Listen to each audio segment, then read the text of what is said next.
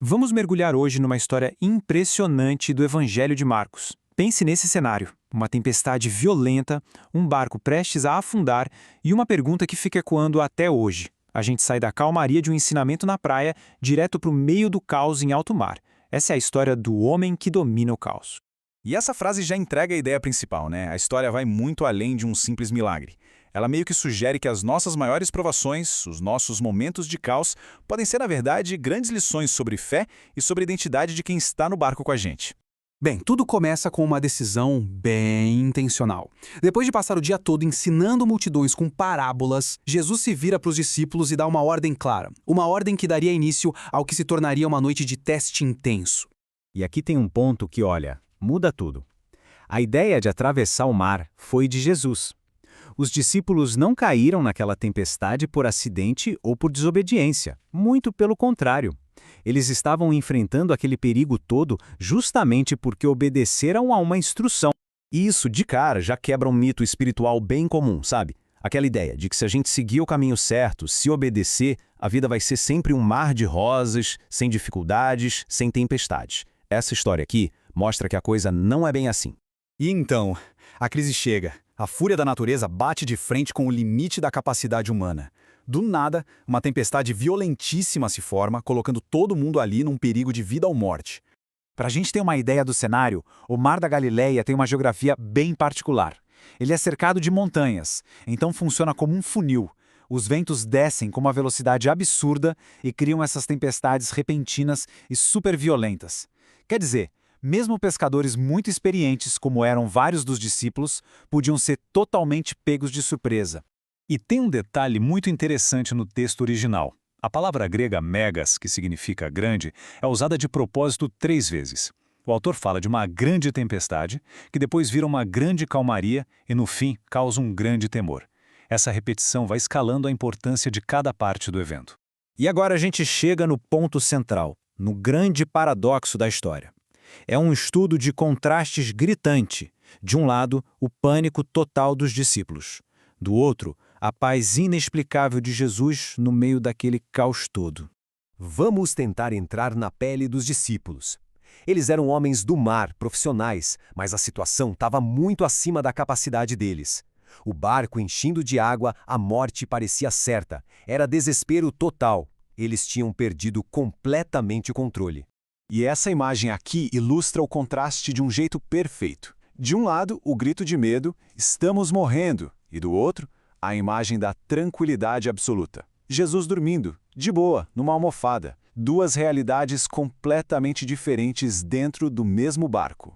O sono de Jesus aqui é muito significativo, porque revela duas coisas ao mesmo tempo. Primeiro, a humanidade genuína dele. Poxa, ele estava exausto depois de um dia de trabalho. E segundo, a sua soberania total. Ele simplesmente não tinha medo nenhum daquele caos que apavorava todo mundo. Vamos agora para o clímax, o momento em que a autoridade dele é demonstrada de um jeito que não deixa dúvidas. Tudo começa com o grito desesperado dos discípulos que finalmente o acordam. A pergunta que eles fazem é muito reveladora. Eles não questionam o poder de Jesus para salvar a situação. O que eles questionam é o cuidado dele. Você não se importa que a gente esteja morrendo? É uma pergunta que nasce de um medo profundo de ser abandonado, de indiferença. E a resposta de Jesus não é uma oração, não é um pedido. Ele se levanta e fala diretamente com a tempestade, como um general dando uma ordem. Cala-te, aquieta-te, simples, direto e com uma autoridade absurda. Esse detalhe é fundamental. Ele não pede a Deus para a tempestade parar. Ele ordena que ela pare. E no contexto da época, no Antigo Testamento, ter domínio sobre as forças da natureza, especialmente o mar, era algo que só Deus podia fazer. O resultado é instantâneo e total. O texto diz que veio uma grande bonança. A mesma escala de grandeza da tempestade agora é usada para descrever a calmaria. A ordem foi 100% obedecida. Ok, a tempestade está resolvida. Mas agora surge um sentimento novo. O problema do perigo da natureza some e dá lugar a um mistério muito maior. Quem, afinal, é esse homem que estava com eles no barco? Jesus, então, se vira para os discípulos e os questiona. Por que vocês são tão medrosos? Ainda não têm fé? Fica bem claro que a tempestade não foi só para revelar o poder dele, mas também para mostrar a fragilidade da fé deles. E aqui acontece a grande virada de chave. O medo que eles sentiam da tempestade se transforma. Vira um temor reverente, um espanto, um assombro diante da pessoa que controla a tempestade. O medo das circunstâncias é trocado pelo temor diante do divino. Resumindo então o que essa tempestade revela. 3 verdades gigantes. Primeira, Jesus é verdadeiramente humano. Ele sente cansaço. Segunda, ele é verdadeiramente divino. Ele comanda a criação.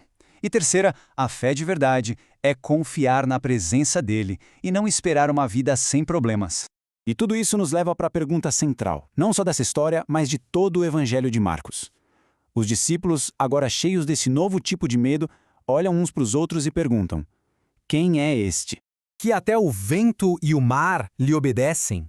Essa é a pergunta que a narrativa deixa no ar, sabe? É um convite para quem lê ou ouve a história a responder por si mesmo. A identidade dele é o verdadeiro ponto alto. E a gente termina com essa reflexão.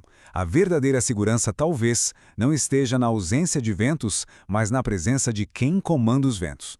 A história sugere que a mesma autoridade que acalma as águas é a que pode sustentar a nossa fé quando o caos parece tomar conta de tudo.